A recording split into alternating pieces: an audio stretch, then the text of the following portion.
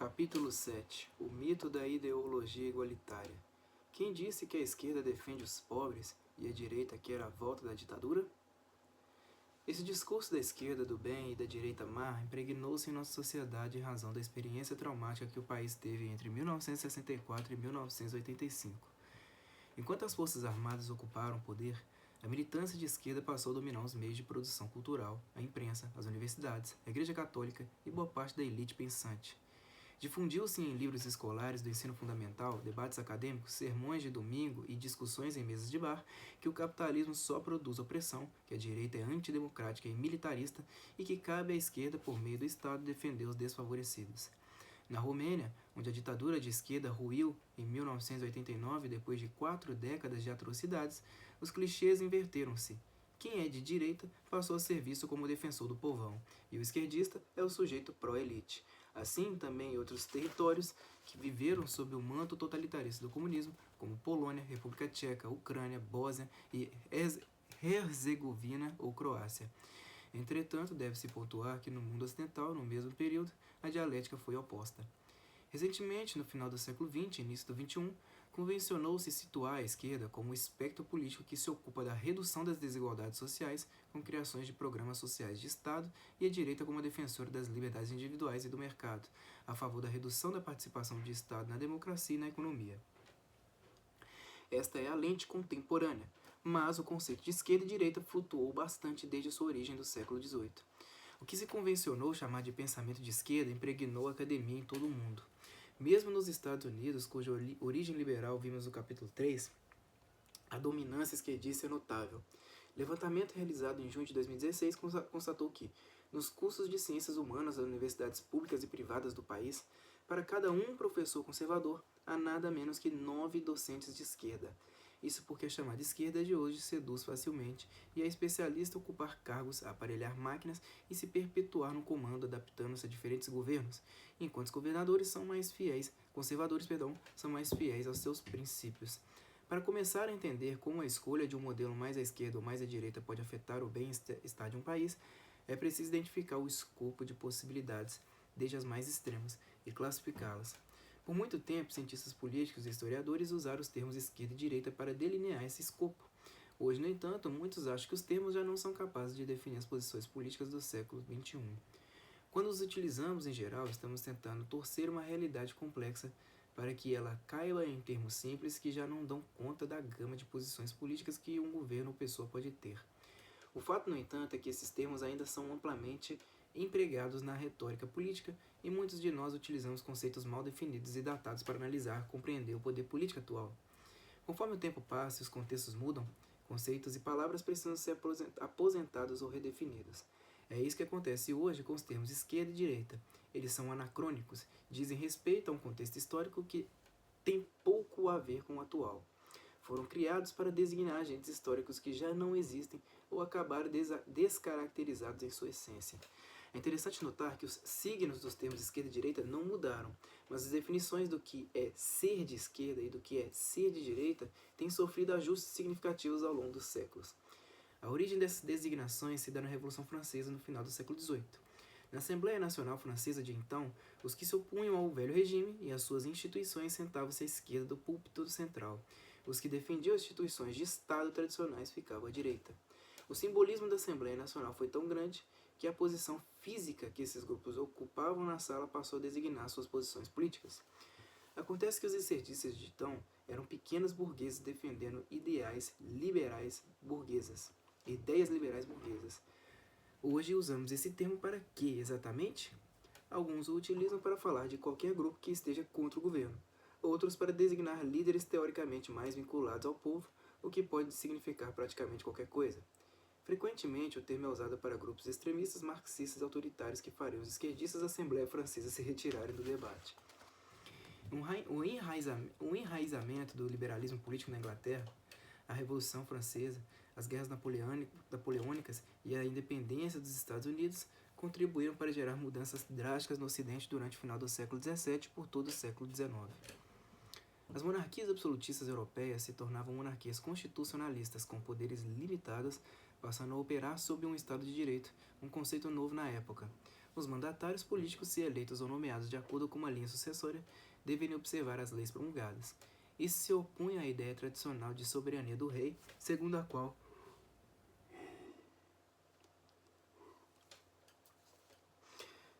o regente faria o que julgasse melhor para a nação simplesmente porque ele era a lei. Depois da República Romana da Antiguidade, a recriação de um modelo republicano sob um Estado de Direito nos Estados Unidos em 1787 ofereceu aos vizinhos do Novo Mundo um exemplo moderno. Foi então provado que era possível ter um Estado de Direito com chefe de Estado validado por voto popular, sem que este tivesse herança monárquica.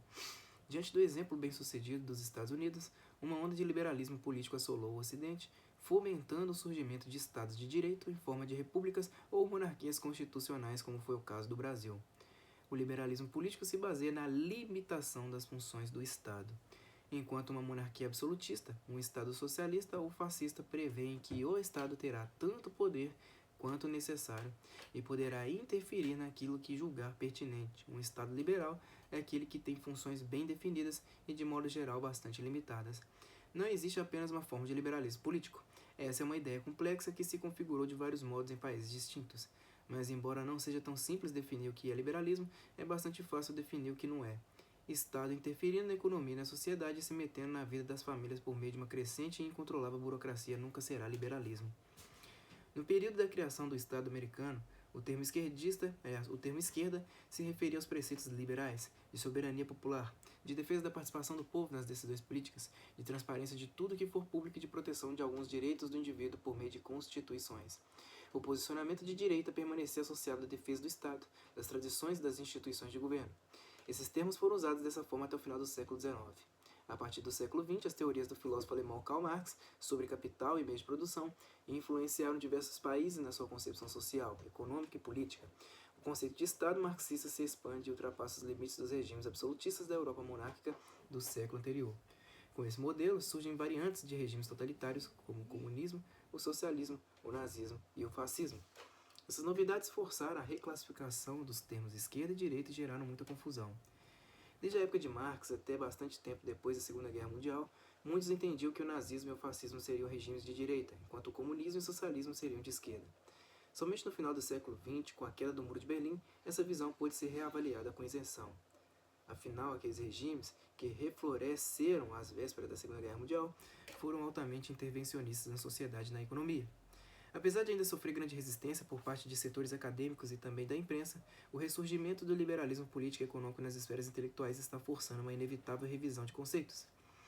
Nessa nova redefinição dos termos esquerda e direita do século XXI, liderada na maior parte pelos liberais, vemos que todos os regimes politicamente totalitários que controlavam os meios de produção da economia ou tentavam controlá-los devem ser classificados como de esquerda. São eles comunismo, socialismo, nazismo e fascismo. A reclassificação também incluiria no mesmo bloco os governos militares do Brasil de 1964 a 1985 e os atuais regimes bolivarianos da América Latina. Uma surpresa, não é mesmo? Mas faz todo o sentido. Nessa nova definição, os liberais, muito a contragosto, estão ocupando o espaço semântico da direita. Houve, em suma, uma descaracterização conceitual das ideias acerca do que eram direita e esquerda ao longo do tempo. No século XIX, o termo esquerda era usado pelos partidários do liberalismo que pediam mais participação popular na política. No século seguinte, a mesma palavra é empregada para designar defensores de estados marxistas totalitários que almejavam ditaduras do proletariado.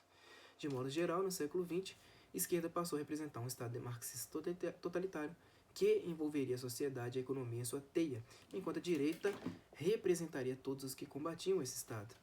Acelerando o calendário para o século XXI, constatamos que a maioria dos regimes totalitaristas já desapareceu. Em seu lugar, os países adotaram o Estado de Direito e abandonaram os modelos marxistas. Mas nem essa mudança fez com que desistíssemos de usar os termos esquerda e direita, que passaram a se referir ao nível de interferência do Estado na sociedade e na economia. A esquerda manteve a sua posição de Estado coletivista e interventor, tal qual no século XX, mas isso não foi o que ocorreu com a direita. Curiosamente, a direita, que no século XVIII era associada a posições de defesa de instituições tradicionais do Estado, passou no final do século XX e no início do século XXI a ser associada ao liberalismo político e econômico, à defesa dos direitos e das liberdades individuais e de um modelo de Estado com pouca intervenção nas esferas sociais, econômicas e políticas.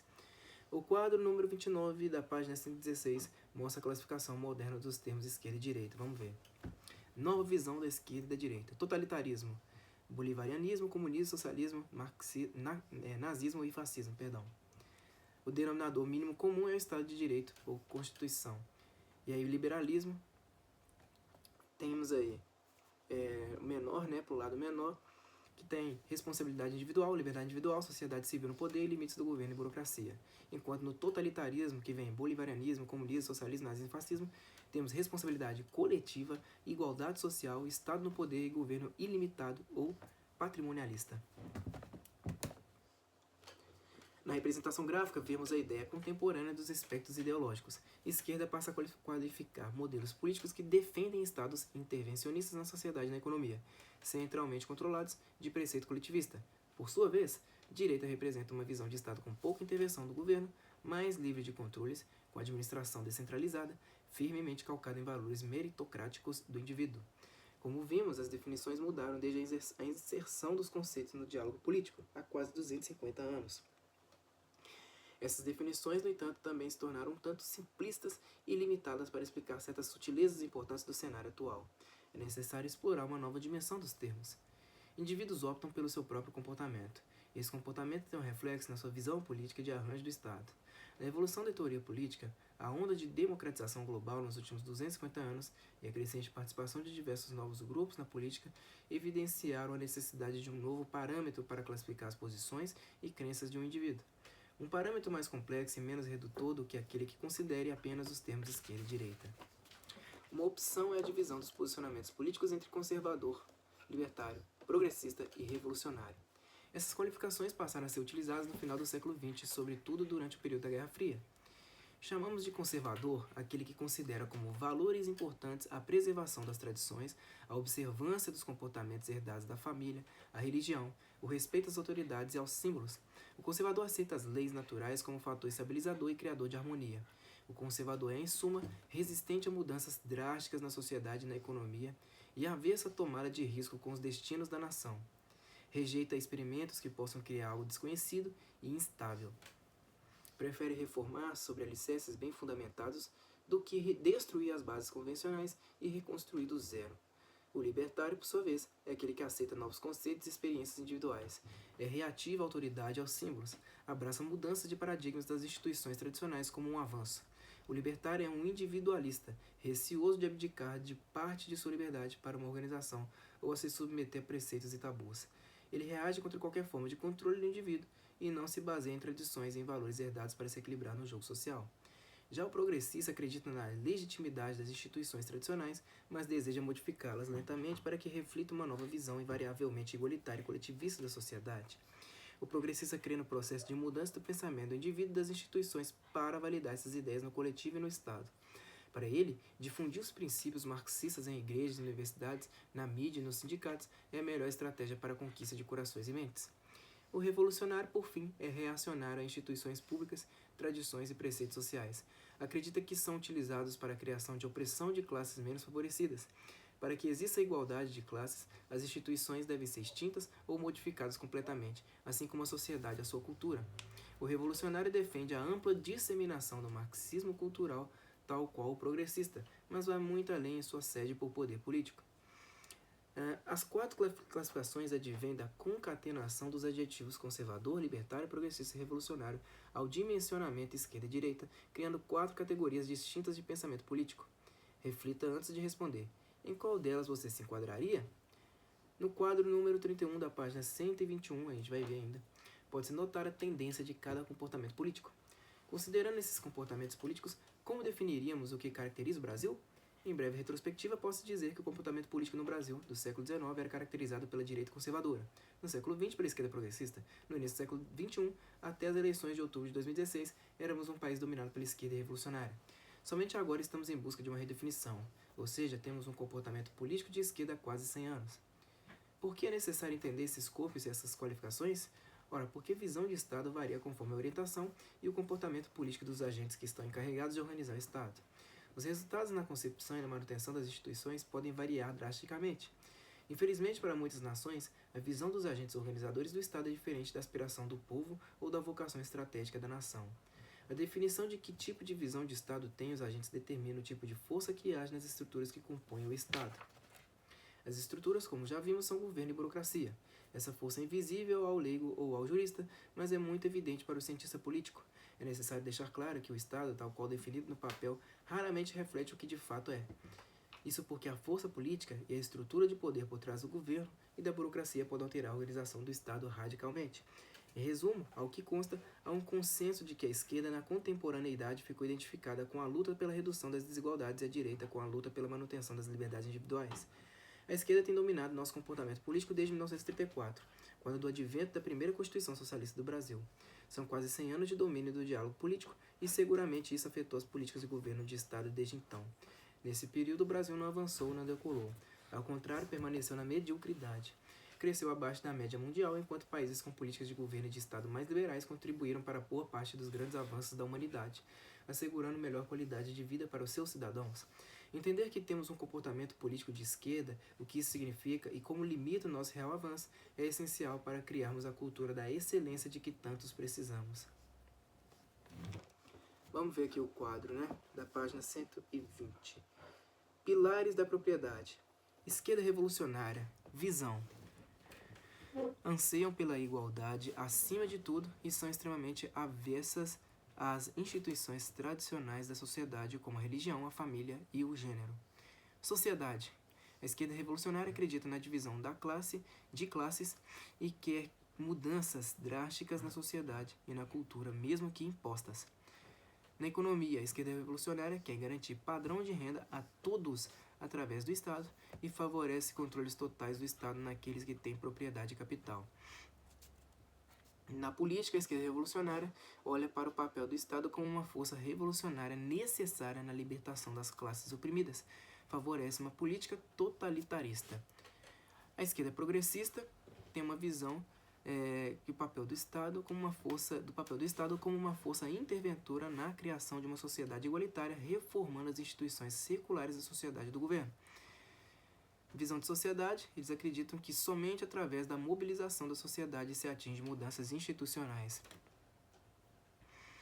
A esquerda progressista, na visão econômica, eles favorecem a intervenção do Estado na economia para criar pleno emprego e diminuir desigualdade, criando limitações no acúmulo de capital e propriedade privada. Na política, tem uma visão de Estado como um pai protetor e provedor. São abertos a diálogos com um viés de contrato social entre Estado e indivíduo.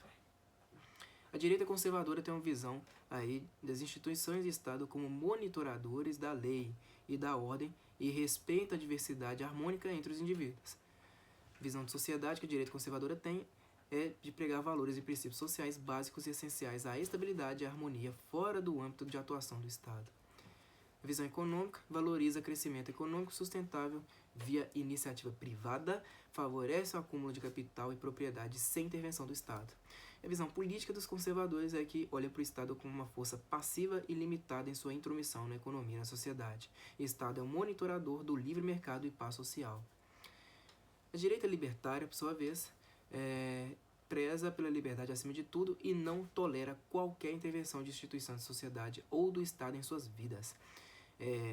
Na sociedade, a visão que tem é que são independentes e empreendedores e valorizam a inovação e a liberdade. A visão econômica é que vê o papel do Estado, por menor que este esteja, como uma força negativa na economia e na sociedade, ou seja, são a favor da total eliminação do Estado. E na política, toleram diversas tendências culturais e não julgam nem tentam modificar ou impor uma certa visão ou cultura. Estado é um agente ineficiente. Os principais comportamentos políticos, vamos ver. Na esquerda, revolucionária. Igualdade via revolução, controle da propriedade e Estado totalitarista. A esquerda progressista é igualdade via institucional, intervencionismo e Estado paternalista. Aí na direita, mais forte que existe, é a direita libertária. Liberdade limitada, livre mercado e Estado mínimo. Já a direita conservadora, está ali mais ou menos num ponto de equilíbrio, é liberdade com princípios de base, livre mercado e Estado monitorador. Essa então foi a leitura do capítulo 7 do livro. Capítulo 8 vai até a página... Deixa eu ver aqui. Eu acho que ele é um pouco mais denso. Isso mesmo, ó. É o capítulo 8, se inicia da página 123 e vai até a página 151. Beleza? 150. E lembrando que o livro tem um pouco mais de 250 páginas, tá? É isso daí, muito obrigado a todos vocês. Até a próxima e falou!